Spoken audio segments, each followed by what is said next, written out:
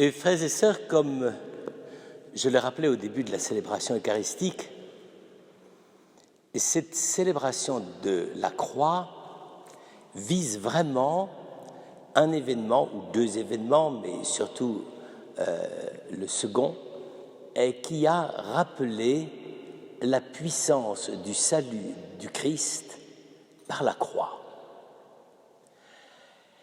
Évidemment, par rapport à notre mentalité moderne, c'est à la limite du supportable, parce que la plupart du temps, on se dit, mais quand même, pourquoi attacher tant d'importance à un objet matériel qu'est la croix?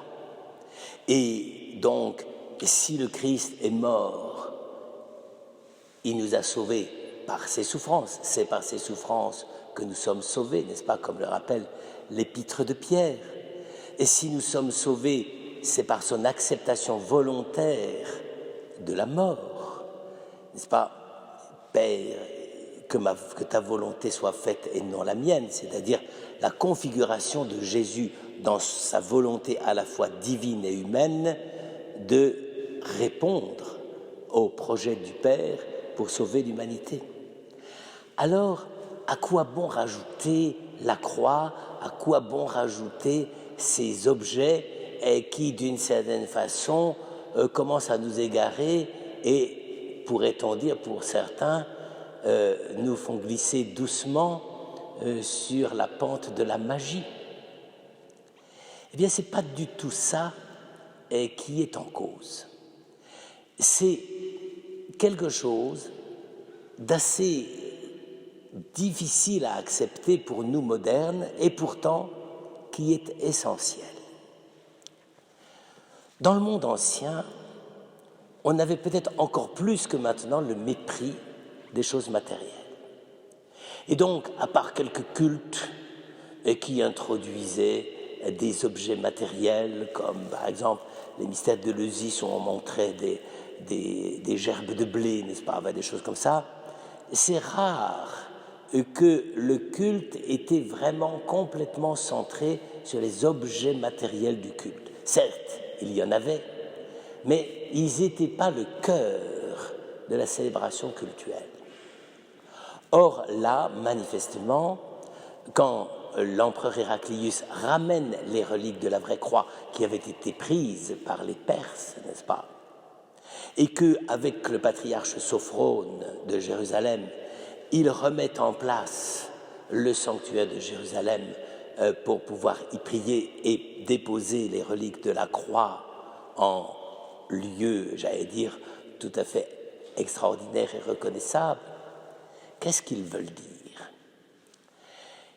Eh bien, ils veulent dire que quand Dieu sauve l'humanité, parce que l'humanité fait partie du cosmos, parce que l'homme utilise tous les éléments du cosmos, l'eau, le fer, le bois, les animaux, la puissance et l'énergie du vent, etc., quand l'homme utilise tout ça, c'est effectivement une dimension créée qui est en cause. Et Dieu a voulu montrer que quand il meurt sur la croix, cet objet qui était en fait l'instrument de la mort et du supplice, parce que c'était un objet humain dont aussi bien les bourreaux que Jésus avait éprouvé pour les bourreaux par leur supplice, le supplice qu'ils infligeaient, et le Christ par le supplice qu'il subissait, eh bien que cette réalité du bois de la croix était vraiment impliquée dans l'histoire du salut. Et certes, ça peut nous paraître bizarre, et peut-être même que certains d'entre nous se disent mais pourquoi est-on obligé de fêter la croix, le bois de la croix? Et on a l'impression aussi qu'on en rajoute une couche dans la liturgie avec l'histoire du serpent d'airain, que Jésus d'ailleurs reprend. Il n'y a pas beaucoup de passages de l'Ancien Testament qu'il reprend, mais celui-là, il le reprend.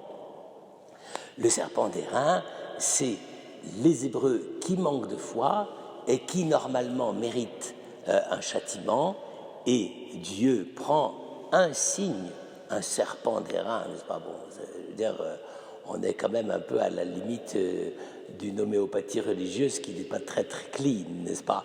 Et en tout cas, Dieu prend ce signe avec Moïse qui élève le serpent d'airain pour montrer que dans le processus même du salut, la dimension matérielle, concrète, liée au corps, liée au cosmos, est impliquée dans l'économie du salut.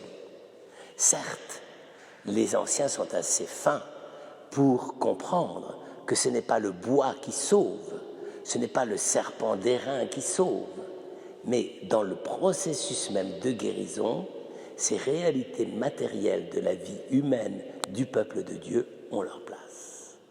Et donc, la réalité matérielle de la croix sur laquelle le Christ a été suspendu pour nous sauver a aussi sa place. C'est pour ça que cette fête de la croix a une dimension cosmique. On ne se contente pas de dire Jésus nous a sauvés. On dit Jésus nous a sauvés par sa croix. C'est un instrument, c'est un objet, c'est une réalité matérielle, mais Dieu s'en est servi.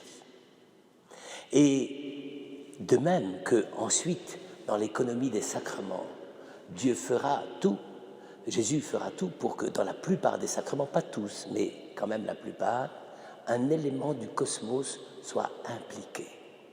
Et par exemple, l'eau pour le baptême, le pain, le vin pour l'Eucharistie, l'huile pour la confirmation, l'onction des malades, etc. Ce n'est pas simplement, comme les médiévaux l'ont dit, à certains les théologiens médiévaux l'ont dit, simplement, j'allais dire, pour être pédagogue et s'adapter à la vision, aux cinq sens, n'est-ce pas? Non, ce n'est pas une question de pédagogie, c'est une question d'être.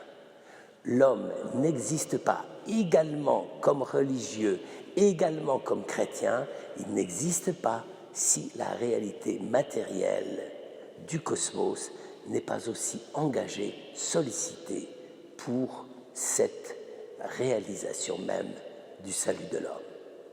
Alors vous le voyez, frères et sœurs, ça doit nous changer quand même un peu le regard. Notre regard sur le Christ mort sur la croix, eh bien effectivement, il est sur une croix, il est sur un bout de bois.